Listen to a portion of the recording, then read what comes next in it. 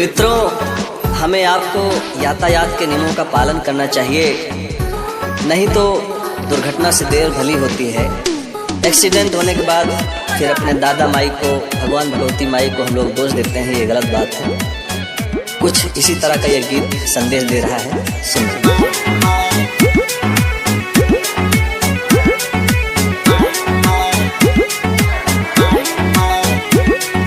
Main road पर राजा, main road पर है बकलोलऊ आन्हर भाई के चलबत दादा माई का करी है, भगवती माई का करी है, तो दादा माई का करी है, भगवती माई का करी है।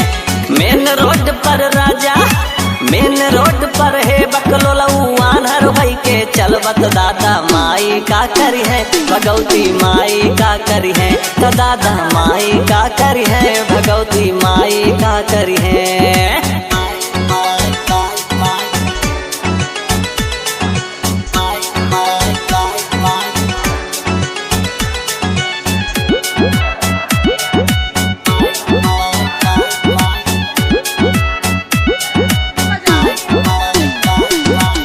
रोड सरकारी है बाबू, ना ही प्राइवेट है, लिमिट में चल के चाही, चाहे जितना लेट हो, चाहे जितना लेट हो। हाँ, रोड सरकारी है बाबू, ना ही प्राइवेट है, लिमिट में चल के चाही, चाहे जितना लेट हो। सिस्टम में चल के चाही, चाहे जितना लेट हो। बीआरपी के राजा, बीआरपी के राजा जो हंडिलिया हर वहर लहरऊ बत दादा माई का करी है, भगवती माई का करी है, तो दादा माई का करी है, भगवती माई का करी है।